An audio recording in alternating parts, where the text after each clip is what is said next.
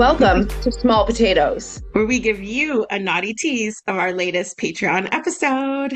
Be sure to subscribe. Links are in the description. All right, I've got a long one for you, and this Okay. is coming from one of our muses, and this is a hot story. So take two more sips. I will as well, because we're gonna have to strap in for this one. I know which one you're gonna tell, and I'll add some context. She sent it to us both this morning. And I rolled over and looked at my phone, which is unhealthy to do, but I do that in the morning. And I read this story and I was like hot and bothered in bed. And I also replied to her being like, can I have this life? Like, it's pretty hot. Much of this is just a dream sequence in real life. I agree with you. Okay. So she says, I had a client when I was 21 years old. He was very dominant and I was very submissive, which I will say is not necessarily the norm, right? That takes a lot of trust. We had a great professional relationship and it was both mutually beneficial at the time. We both had fantasies we wanted to fulfill, and he was very experienced in sexually arousing me, and I learned a lot from him. Love that. He invited me over to his house for a candlelit dinner, and this time around it was very different. There was a beautiful candlelit dinner set up, and there was a choker with a leash on the table this time. He also requested for me to be fully undressed, so fully naked, while having dinner with me. He put the choker on me, and per every bite I took of the steak, he said he would start stripping naked. This is a date I need to have. Jesus. Sure enough, after every bite, he would slowly start undressing himself. We were done dinner, and any time, and had more time for, or sorry, had time for more drinks. We were both fully naked at this point, and I only had the choker and leash on. He then led me upstairs, walking and guiding me with the leash, which was connected to the choker on my neck. With every step, he would grab me closer and spank my ass hard enough to leave a red mark of his handprint. By the time we were in the bedroom, I was already so wet. So am I just reading this. Disconnected the leash from the choker. I still had the choker around my neck, and we started engaging in oral 69. After the oral, he connected the leash to the choker once again, and we started fucking.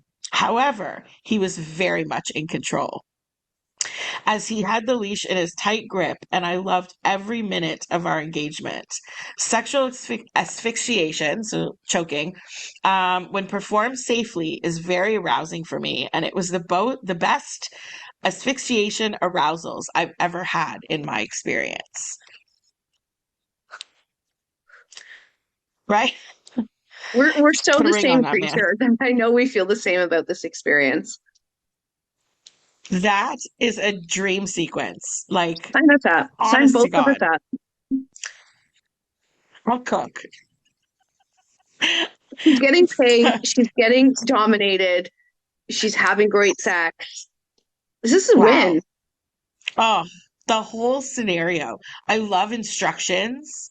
I love when someone like commits to the role too. Mhm. And because it makes you commit, especially if you're the sub, if they're committed, that immediately builds the fear of breaking the rules. Whereas if they're Right. jokey, I would not take it seriously. And I'm a little shit. I would do what I can to break the rules, right? And not be afraid of punishment. With someone who's committed, I'm terrified of authority. Such a good Sure. girl. Would follow everything I'm supposed to do to a T, which by his commands would only make it better. Like, sign me up for this whole dinner. Oh, Yeah. oh, What a great story. goodness. Great story. And now, like, the next time I'm on a date, they're really gonna have to step it up. New kinks have been unlocked, new standards have been unlocked as well today. Yep. Kink is wild. It's such like a freeing place. You can just be yourself and explore and hopefully without shame. You Absolutely. have to always find someone that will welcome you. Absolutely. I mean, think of it actually. That one is not very hardcore at all because it's a collar, it's some spanking, and that's it. Just a Well, naked dinner? But you know what? I think if asphyxiation, sorry, I struggle with that word. True. I think there's a lot of men who actually are not into choking, let's say, for example. They're actually afraid of it. And I've even found personally, they think it's strange if you want it. So it's not all, it depends who's receiving, what your fantasy is. Well, if I may jump in then and change everybody's mind. There we go. There's a way to do it, first of all, and that means not pushing on where the Adam's apple or the actual throat is. You push on the side, which is where your main arteries are. And when it restricts that, it causes like a collection of blood in your head, which is no different than the engorged feeling in your genitals.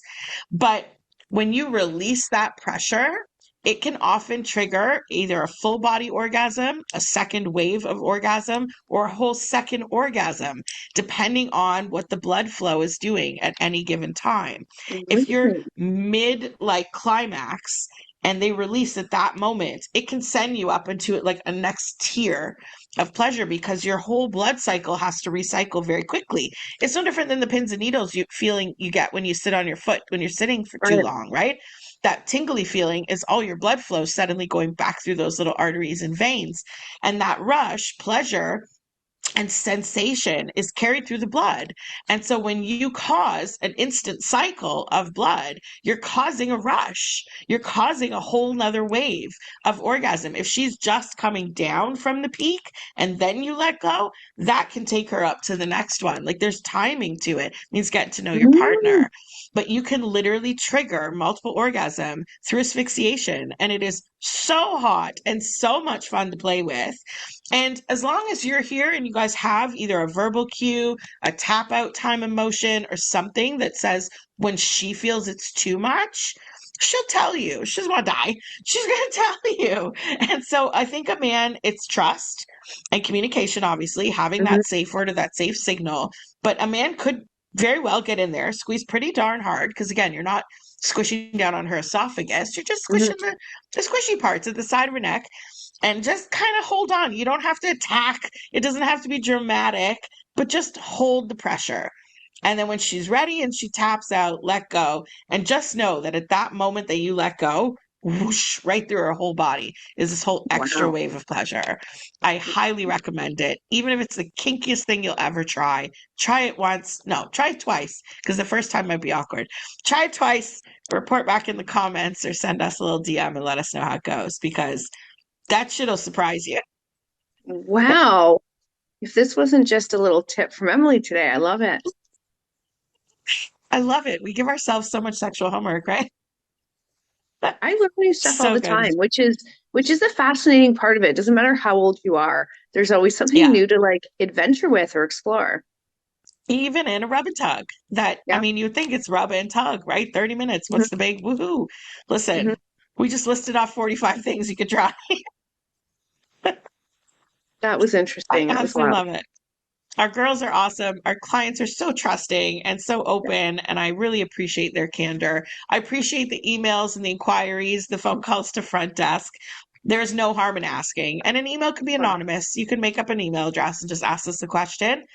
I guarantee we'll find a way to make your fantasy come true. I love it. Well, I think that wraps up this just naughty. I'm so hot and bothered now. I need to go rip one out. Tales from the We're table. I love it. we're done here, Patreon.